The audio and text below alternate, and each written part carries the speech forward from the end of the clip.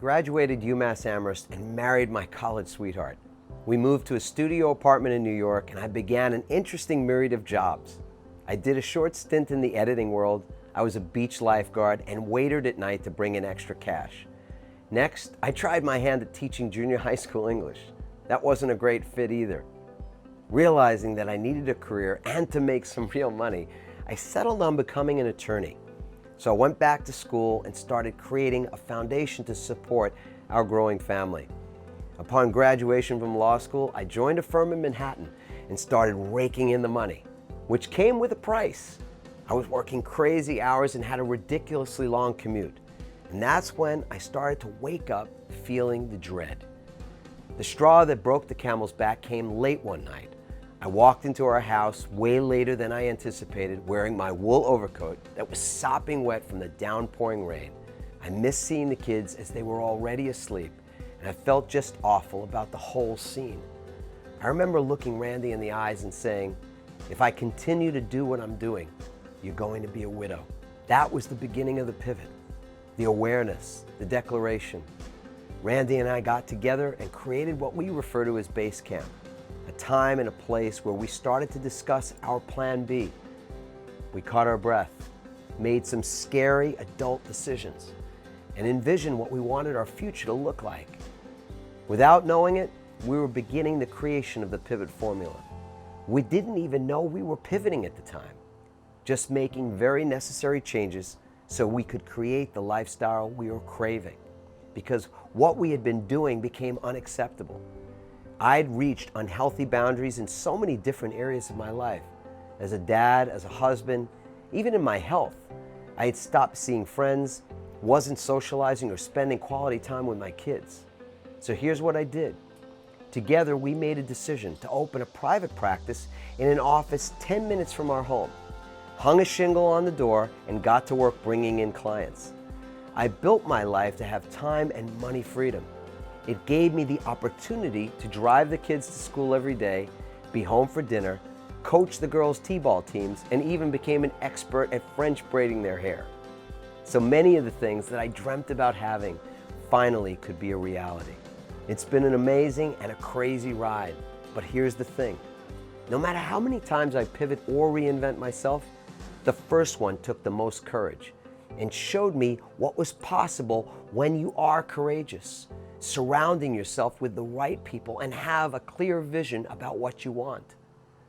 That launch gave me the jump start that I needed. And that's why I'm so passionate about helping other people, business owners and entrepreneurs, create life-changing and truly transformational reinventions. Life is all about momentum. You're either growing or you're dying.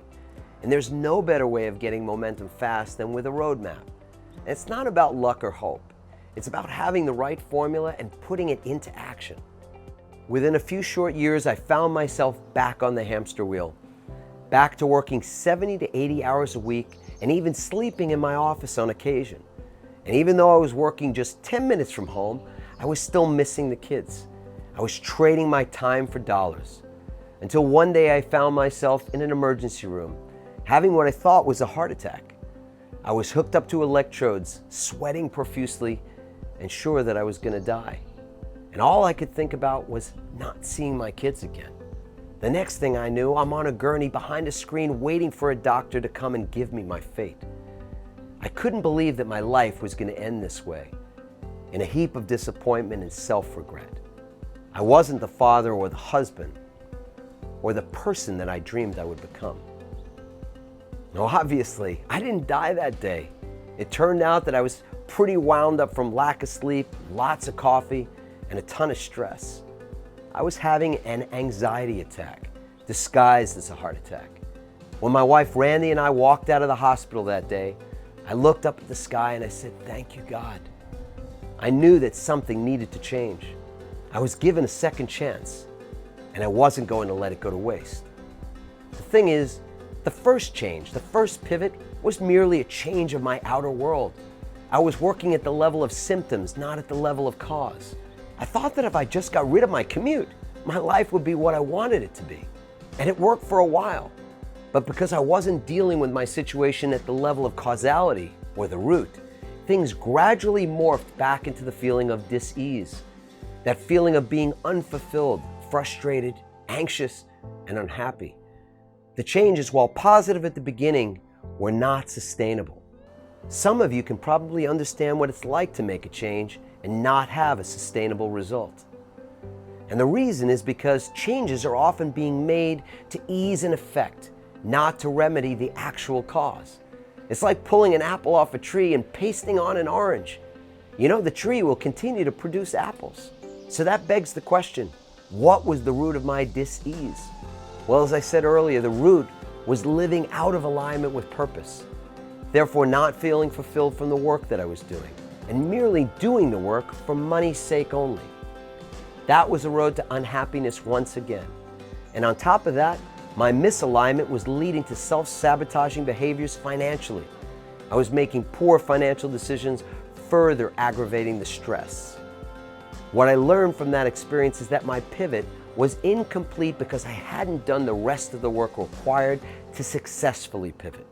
I hadn't done the inner work, the work on myself. Gaining clarity about my beliefs and a vision for what's ahead was an important part of that. It was part of the formula that I had missed, and I paid dearly for it.